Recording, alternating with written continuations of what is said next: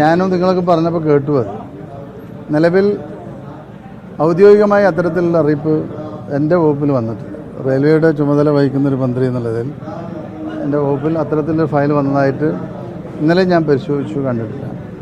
ഇപ്പോൾ ഡൽഹി മെട്രോയാണ് ആ വർക്ക് ഏൽപ്പിച്ച് DPR ഉണ്ടാക്കാനെന്നുള്ളതാണ് നിങ്ങളുടെ വാർത്തകളിൽ നിന്ന് മനസ്സിലായത്.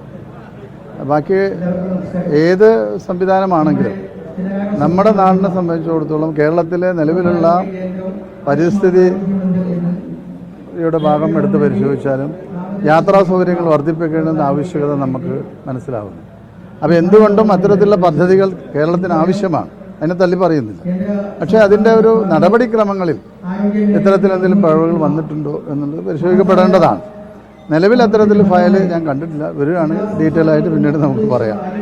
അപ്പോൾ അതുമായി ബന്ധപ്പെട്ട് എനിക്ക് തോന്നുന്നു മെട്രോ സംവിധാനം ആയതുകൊണ്ട് അത് മുഖ്യമന്ത്രിയുടെ ചുമതലയിലാണുള്ളത്. റെയിൽ പദ്ധതികൾ, മറ്റുള്ള എല്ലാ റെയിൽ പദ്ധതികളും വരുന്നത് നമ്മുടെ വകുപ്പിലാണ്. അപ്പോൾ എന്തുകൊണ്ടും ഇത് ബഹുമാനപ്പെട്ട മുഖ്യമന്ത്രി നേരിട്ട് നോക്കുന്നതാണ് മെട്രോ.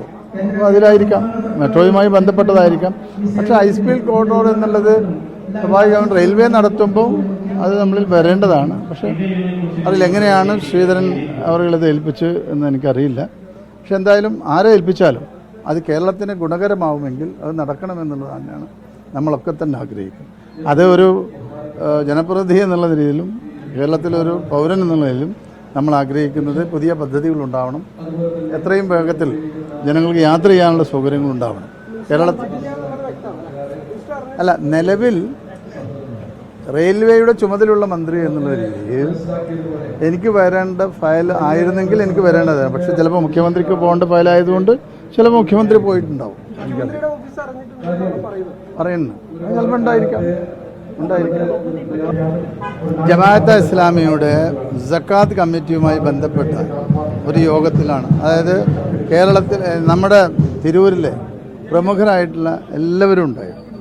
എന്നെ ക്ഷണിച്ചു. അത് ജമാഅത്തെ ഇസ്ലാമി ഔദ്യോഗികമായിട്ടുള്ള രാഷ്ട്രീയ പരിപാടിയല്ല, അല്ലെങ്കിൽ വെൽഫെയർ പാർട്ടിയുടെ രാഷ്ട്രീയ പരിപാടിയല്ല. ഞാൻ അവിടെ പോയി പറഞ്ഞതെന്താ, ഞാൻ അത്തരത്തിലൊരു സകാത്തുമായി ബന്ധപ്പെട്ട ഒരു യോഗമായിരുന്നിട്ട് കൂടി ഞാൻ എൻ്റെ ആശയം അവിടെ പറഞ്ഞു.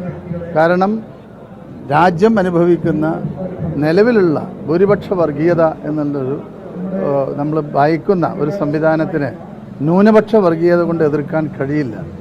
എല്ലാ വിഭാഗം ജനങ്ങളും ഒന്നിച്ചു നിന്നാൽ മാത്രമേ അതിനെ എതിർക്കാൻ കഴിയുള്ളൂ എന്നുള്ള ഒരു പ്രസ്താവനയാണ് ഞാൻ നടത്തിയത്. തെറ്റൊന്നുമില്ല.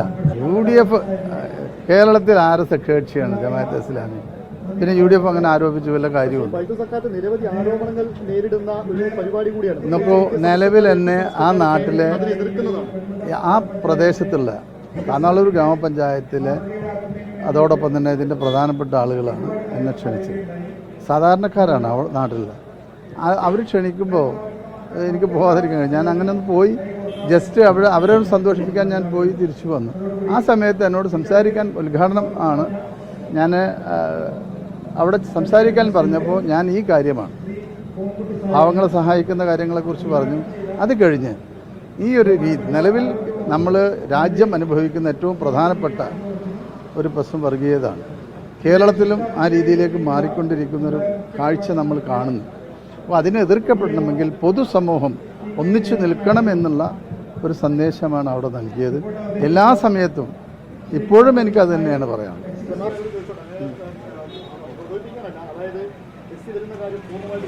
നമ്മൾ സക്കാത്തല്ലേ ഇവിടെ അല്ല, ആ കാര്യങ്ങൾ വരാൻ പോകുന്നേ ഉള്ളൂ.